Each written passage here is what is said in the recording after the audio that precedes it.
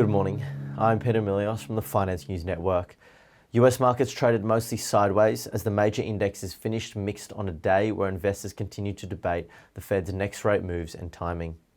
The Dow Jones managed to limp into positive territory, finishing the day up 0.08%. This was the fifth consecutive positive close for the 30-stock Dow and the longest winning streak since December. The broader S&P 500 added 0.13% and the Nasdaq tipped into the red, closing down 0.1%.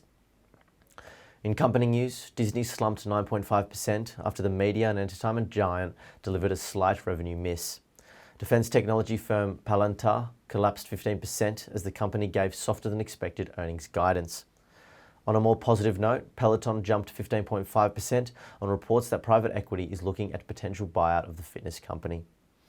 Coca-Cola Consolidated reported a significant increase in Q1 EPS by 17.7% to $17.33 compared to the previous year's $16.20, with revenue rising to $1.59 billion from $1.57 billion.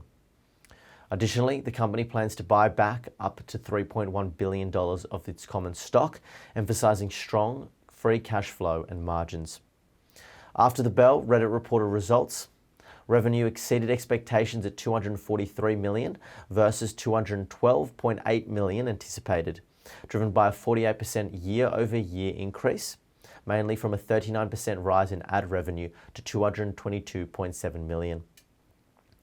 Apple unveiled a new artificial intelligence-focused iPad Pro and a larger iPad Air, aiming to reinvigorate a tablet lineup that has languished over the past 2 years, Bloomberg has reported. Apple's stock closed up 0.38% for the day. Wall Street is coming off a winning session, with investors riding the momentum seen late last week after fresh US jobs data alleviated concerns that the economy was too hot and the Fed Chair Jerome Powell ruled out an interest rate hike as the central bank's next move.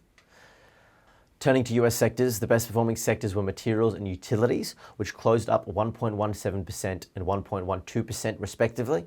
The worst performers were consumer discretionary and tech, which finished 0.56% and 0.53% lower respectively. In April, China continued its trend of increasing gold reserves for the 18th consecutive month, adding 60,000 troy ounces and bringing its total to 72.8 million ounces.